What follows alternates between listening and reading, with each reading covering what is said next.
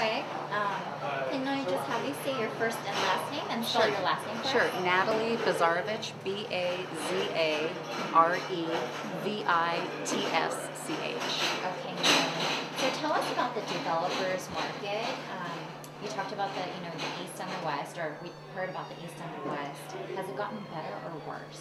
It absolutely has gotten better, and what we're looking at are the different segments of the commercial real estate market: industrial, office, retail, and today we also talked about MOBs, medical office buildings. The good news is that on the industrial side, we're back to peak levels in terms of activity.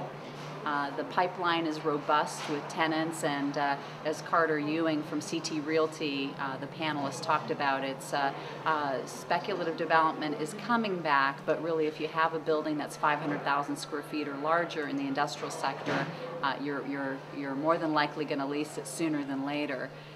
From the medical office perspective, there are a number of developments in Southern California and specifically in the Inland Empire that have been developed. It's a very long, arduous, and slow process, and as our panelists there at Anderson had indicated, that no two deals are alike and they're all very complicated, but they are getting done.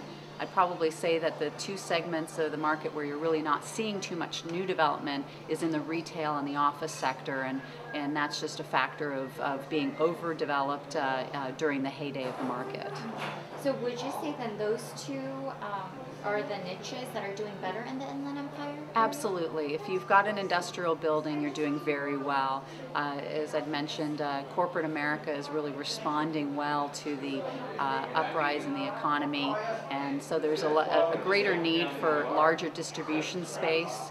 And so you're seeing tenants like Hewlett-Packard, who leased 1.4 million square feet in San Bernardino. Last year, Living Spaces, Restoration Hardware, we're starting to see some of that tremendous activity come together. And then, yes, in the medical office sector, it's not as robust, but it's also very different. Just to say that it's come back and it's here, absolutely. The medical practice and the medical or healthcare industry was really underserved in the Inland Empire, so it's great to see new developments coming on board. So can you just list them briefly, I guess in order, about which do you think is improving better? Probably say, right. So from the perspective of looking at the overall Inland Empire development market, starting with the top rank, that would be industrial, and then the medical office buildings. Office and retail are pretty much on par, being a little bit overdeveloped, and so we're probably going to see about a 3 to 5 year time lag before we start discussing new developments in those sectors. Okay, and what are some key points or tips, I know you guys mentioned them earlier, to thrive in today's market? I'd probably say that creativity, putting equity on in your investments rather than financing, aligning yourself with developers and equity partners who understand the markets at hand, and it's probably just staying on top of the user activity, the demands of the legislative constraints that are put on you, and then really seizing the moment and not being risk adverse. Okay, and is the market on its way to recovery? I'd say the industrial market has definitely been on its way to recovery, especially in the last 6 months.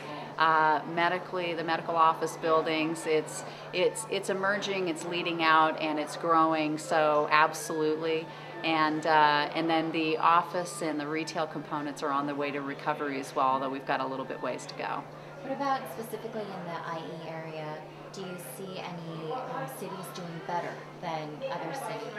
Well, it really depends, and as we talked about in the ACRE Inland Empire panel discussion, the cities of Ontario, the infill cities in the west, Ontario, Fontana, Mira Loma, Chino Hills, are doing well. There are barriers to entry because it's land constrained. And then you've got some other cities that are outside of the Moreno Valley and Paris areas that aren't potentially faring as well just because it's further out east and away from the ports of LA and Long Beach. And earlier you mentioned a little bit about the lease rates.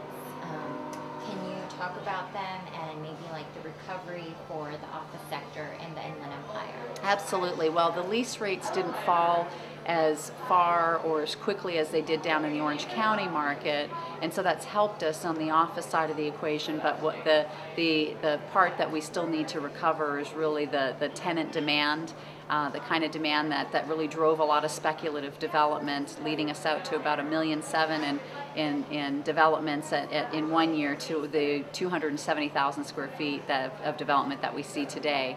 So the lease rates are really, they've stabilized, so they're not going any further down, they've stabilized, but we don't necessarily see the kind of growth that we had in the past, nor where we were in the past in the office sector.